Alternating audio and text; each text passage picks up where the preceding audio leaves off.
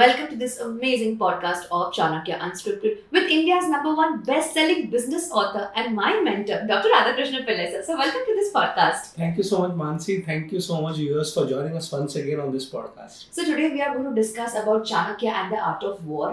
How do you plan a war? So war usually has got three stages. Before the war, during the war and after the war. Okay. And planning is the first starting point. In fact, in the Indian army, there's a very beautiful saying. The more you prepare before the war is actually the real secret of success in the war. Oh. So there's also a saying that the more you sweat during peace times, the less you bleed during war times. Wow. So Chanakya has spoken on all the three aspects of war: before, during and after the war. So in the workshop you have taught us that war should never be an impulsive decision. But sir, when we are angry, we always take very impulsive decisions. So why do you say this? See, because what happens if you look at wars across the globe, not only in our country but across different cultures and countries, we find it is usually the king or the leader impulsively saying, okay, I will not leave you, I will take revenge, etc. Nothing wrong. See, it's very important that no insult should be forgotten. Yet, when it becomes impulsive, it becomes a problem because you're not prepared for it. So, Chanakya always says that if there is a kind of opportunity to show to the enemy, you should take that opportunity, but not impulsively.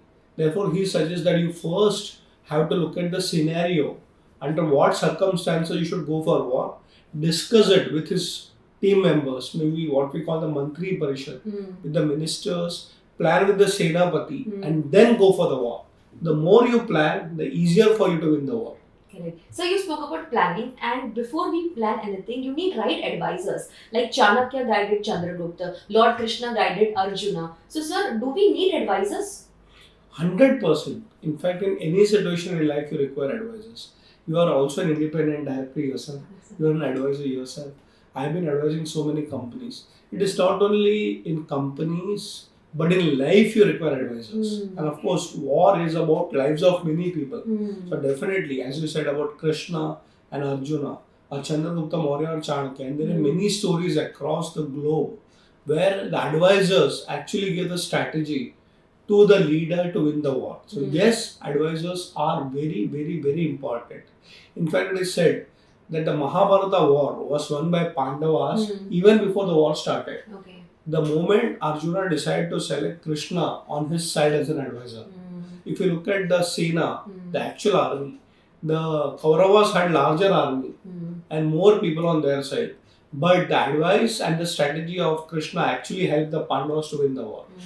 So you spoke about strategies, and it is said that the quieter the mind, the better the strategy. So how is this possible? Very much possible, because see, the quieter the mind is when you don't have too many thoughts.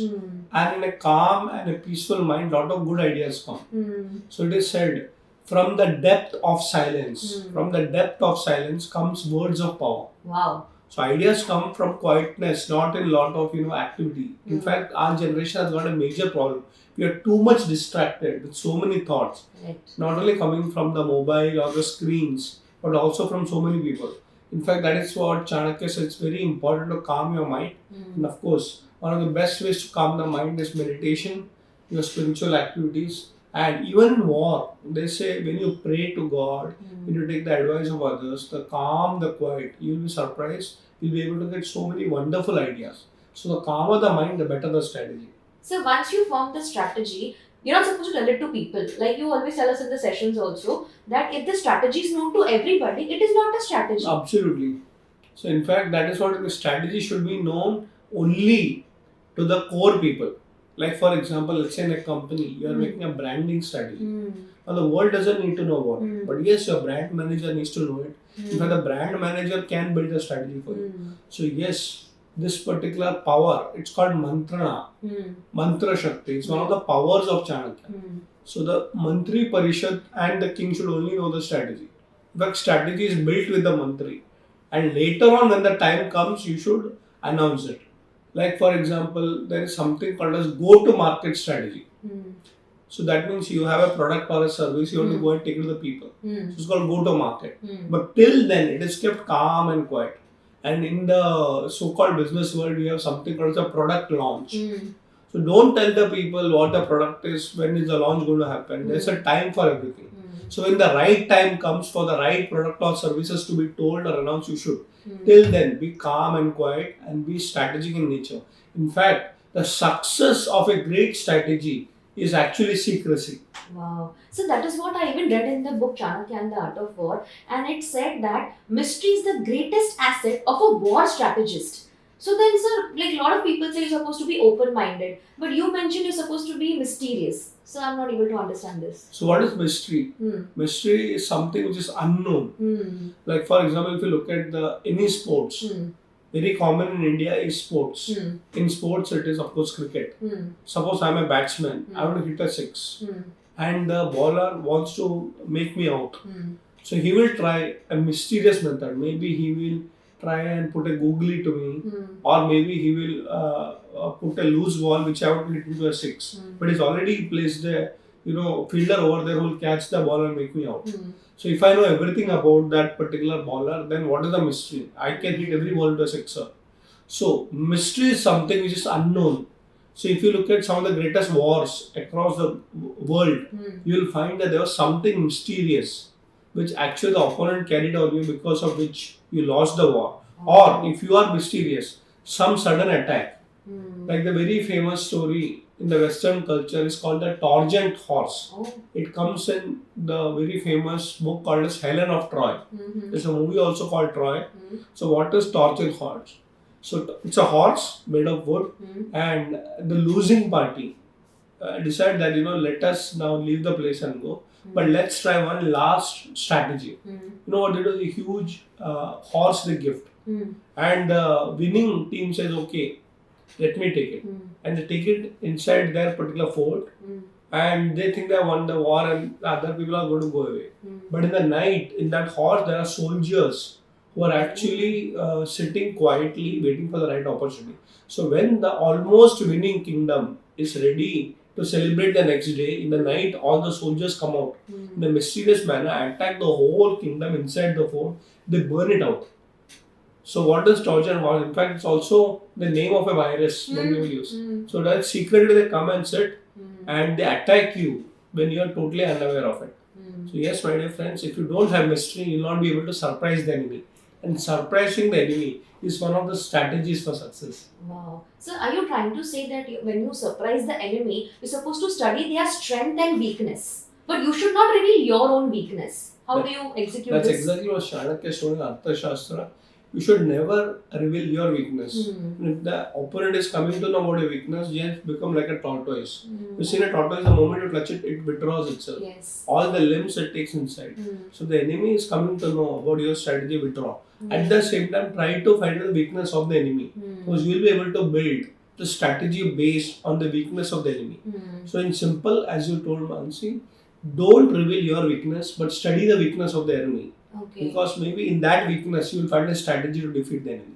Wow. So when you study your enemies or your competitors, we generally tend to form opinions about them. But in the book you have written, never form opinions prior and be open-minded. So then how do you connect to this? Very true. Many times we take the enemy for granted. Hmm. And we think, he's a small person. How will he win me? I'm a big person. Hmm. But that's where you start building opinions without study. Hmm. And therefore, what happens? Surprise. It so happens that a small enemy also can defeat a big king. Like, for example, they say a small ant Hmm. can destroy a whole elephant. Hmm. It can go into the ears and actually destroy the whole elephant. So, it is not the size but the strength. So, it's very important that never take your opponent for granted. Hmm. Never ever take the opponent for granted. You never know what surprise he has got for you. In fact, I would request all of you to watch a movie called 300. Hmm. It's a very famous war movie. A small group of 300 people. Or in India also we have this movie called Kesari. Hmm. Small group of people, but they could attack a big, force of enemies. How? Because they are mysterious. So never have an opinion that the other person is weak. But Arthashastra helps you to actually defeat a bigger enemy even if you are small. Oh. So never form an opinion and never judge your enemy based on only the size. Wow. So we have to study the enemy have right advisors, do the strategy planning. I remember one of your tweet, okay, that which says that never build strategy based on past success. What worked in the past may not work in the future. So, sir, is it that every time we're supposed to plan new strategies? So the thing is, strategy always has to be new. Oh, okay. But at the same time, you can take the experience of the past. Okay. So it is not that that every time I have to build new. It is only about innovation. Of course, you can use technology platforms in today's generation. But I read a beautiful quote. If you want to get new ideas, read old books. Wow. So in the old books, there are so many ideas that are actually forgotten. So what happens is that when it comes to strategy, we make two mistakes. Mistake number one, when we go back, we say, hamare zamane mein. Or, it worked in my days. Maybe it worked in your days, but the situation has changed. So can you learn from the past and apply a new method in the future? The second important thing is that we get stuck in the past and saying that, okay, we got success and therefore this will also succeed. There is no guarantee. So it's very, very important to understand strategy is dynamic and ever changing. So what is relevant in this situation is what you should apply. A simple example, let's say I'm a bowler and I have actually, let's say, taken the wicket of, let's say, one of the greatest batsmen. I remember the generation where Sachin Tendulkar, one of the greatest batsmen during his times, along with Shane Warne, who was the greatest bowler during his time, the India-Australia series used to happen. Both of them used to actually play the strategy against each other. So Shane Warne used to try methods and he has got Sachin Tendulkar out many times. But Shane Warne would never take himself for granted. Just because I have taken Sachin Tendulkar's wicket in the past guarantees that he will not hit a six. And Sachin Tendulkar will learn from his, okay, how can I now improve on my strategy? And sometimes he used to hit many sixes. So what is important is respect the competitor and never get stuck with your past success. Wow. So there's a very famous book, Art of War by Sun Tzu, and in Art of War and by Chanakya, I found a similarity that they both advocate the use of intelligence. So why is this? So if you look at the Art of War by Sun Tzu, there's a lot of comparison with Artha Shastra. According to me, that's a wrong comparison. Because number one, Art of War is only about war and it was written much later. And Chanakya wrote many things including war. Of course, he wrote about economics, law, foreign policies. So it is also talking about war but not limiting to war. Now coming back to the question of intelligence. Really speaking, it is intelligence that makes you win the war. The strategy. So many people have great weapons, but they don't know how to fire, which to fire and when to fire against which enemy. So there's a very famous saying, battles are not won in the battlefield, but in the minds of the generals. So the opponent is playing a different method. I need to know which. So it's the intelligent people who actually win the war along with the army and the weapons. So the army and the weapons are important, but the most important the intelligence behind the man and the machine. So that is why it is said that the best wars are won without fighting. So could you emphasize on this, please? Yeah, see, very clearly, wars is not a good option. But Chanakya says it's a final option. It is the last option if something doesn't work after so many things, like Samadana, Bheda, Danda. So if you look at, there are so many things. Danda is the last one. So suppose negotiations doesn't work, if financially doesn't work, Samadana, then Bheda, you try divide and rule, and finally you go for war. Because in war, there is losses of lives, people die, the loss of property. Look at so many wars. The whole country is destroyed, the whole infrastructure, roads, buildings come down. And to rebuild an economy after a war is very difficult. Look at what happened in India also, or globally after World War I and World War II. It's not a good option to have a war. Yet it's very important if you want to fight a war, you should always think that we should look at it strategically. So the right place, time, and all those things. And how about defeating the enemy without even fighting a battle? So the real wars are won without using a weapon. He comes and surrenders to you and says, I don't want to surrender to you. Of course, it's not easy, but that's where the final strategy comes in. That the enemy surrendered to you even without fighting a war. So you saved their lives, saved your lives, and you became a victor. So you spoke about surrenderance. There's a story of Chanakya defeated Alexander, which you also mentioned in Chanakya and the Art of War. Could you give a short glimpse of the story, sir? Yeah, sure. In fact, there are many stories related to this. I'll tell you the version which I learned. So it is said that Alexander the Great was on his way to conquer the whole world, and he almost came till India. And history textbook teaches us the very big story about Alexander and Porus, Sikandar and Porus, as it is said in the local language. So it was almost like modern day Punjab. He entered, and that time the intelligent teacher Chanakya was alerted and said, "Oh, here he is coming to end the whole culture of ours. He is invading us." And Chanakya, remember, was not a king. He did not have an army of his own. But something more powerful than the king or the army is intelligence. Yes. He had that. So it is said that he tried many methods. So what he did is that he realized Alexander was full of energy. The technical word for Alexander's energy is called Utsahavardhaka.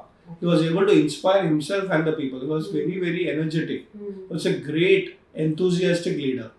And one of the types of leadership is called charismatic leadership. So he was very charismatic, good looking, and of course he was very, very profound as a leader. So as Alexander was coming towards India, Chanakya understood one very interesting thing, that I need to defeat Alexander by many things, which is including divide and rule. So what he did is that we are already divided amongst ourselves. During that generation there were 16 regional kingdoms. That way there in India. He went and united everyone. And then finally what happened, many kings came to him, some did not. So they said that he actually spent spies.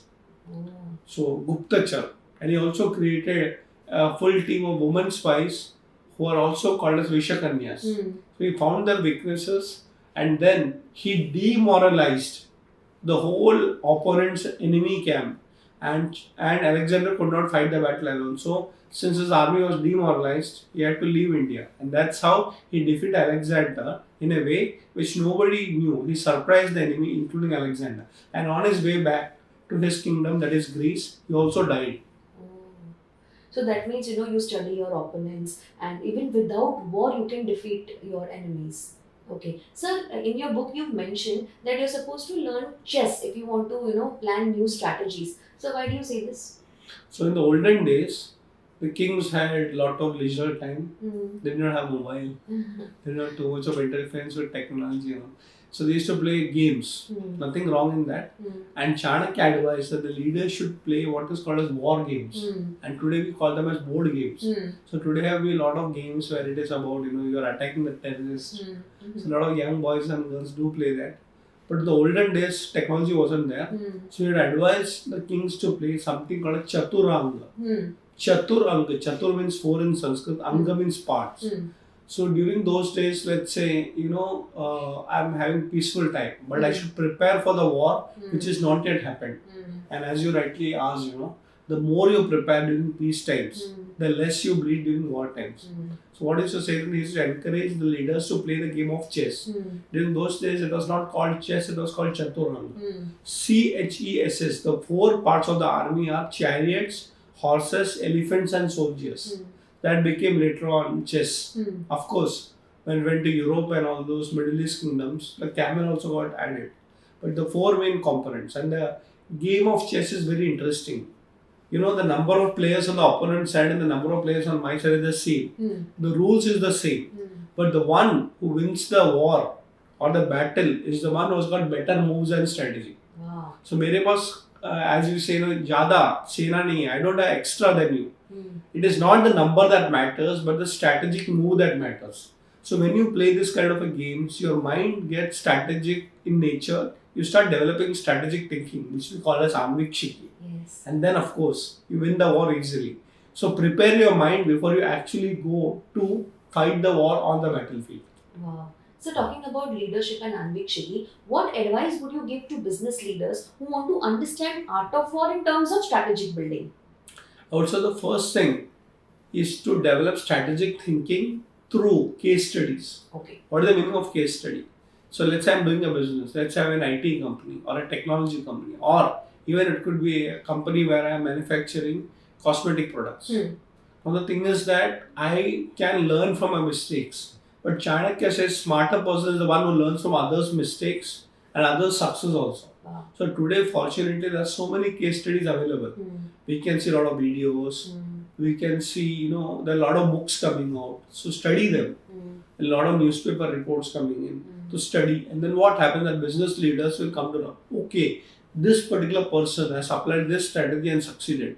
What can I learn from that particular company? So the first thing is to develop case studies. So that you learn from the others, success and failure. The second thing, which is very, very critical, is to build a team around you. Because war can never be won as a single man army. No, a leader is important, but a business leader knows that finally it is between me, my team, the opponent and his team. And the third, which I would also say that whatever theory you learn, try to apply. Maybe you lose one or two battles, but you have to win the war. You may lose a battle, but you should never win a war. Like we say in the example of cricket. Maybe I have to make so many runs.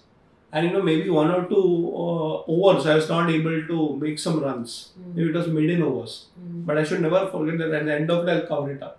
So when you experiment as a business leader, some product or services, it may or may not succeed. But don't get, disheartened. Try new techniques, learn, take an advisor on your side. And definitely you will succeed in the long run as a business strategist. Wow. So this was for business leaders. What advice would you give to individuals who want to apply Art of War in their personal lives?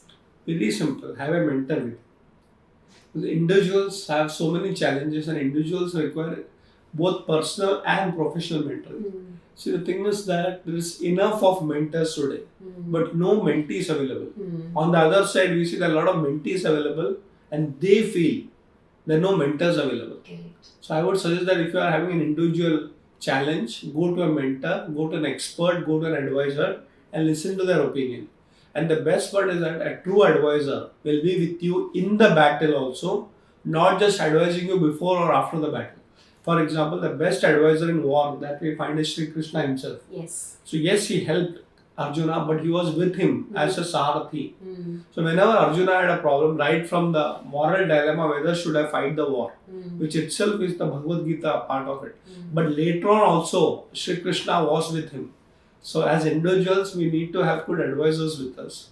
And of course, advisors, you should communicate, talk to them. Don't just keep your problems to yourself. Because the moment you keep the problems to yourself, you're not able to understand the gravity of the problem. So discuss, understand, apply, follow, and win the war. Wow. So coming to the end of the podcast, what has been your experience while writing this book, Chanakya and the Art of War? So let me tell you, I've been fortunate to write 21 books on Chanakya. And this is specially dedicated from my side to the Indian Armed Forces, be it Army, Navy or Air Force. I've been very fortunate to not only write a book but also apply it through the students and the friends in the Indian Armed Forces. Believe me, our defense is one of the best in the world and they actually are studying Chanakya now. Wow. So while writing this particular book, I realized one thing, so much wealth of knowledge, so much that we have in our country. Ours is not a country which is just seeing war for the first time. For millennials, we have seen it. So while writing this particular book, I felt very humble that something like Chanakya, I'm trying to bring it back to our generation. And I'm very fortunate to see that actually the students, or I would say the student officers in the armed forces, are using this as a case study, a reference book. They come to me, I go to them, we have a lot of discussions. And today, Chanakya's Art of War and this particular book is becoming like a solution to our military and even foreign policy programs. Wow. So a lot of takeaways from today's podcast, like, have right advisors, study your opponents. The strategy should not be known to the people. I'm sure a lot of viewers have learned a lot of things. Do watch this entire podcast and don't forget to like, share and subscribe. And in the comment section, please write which war strategy have you learned and which you're going to apply in your real life. Thank you so much.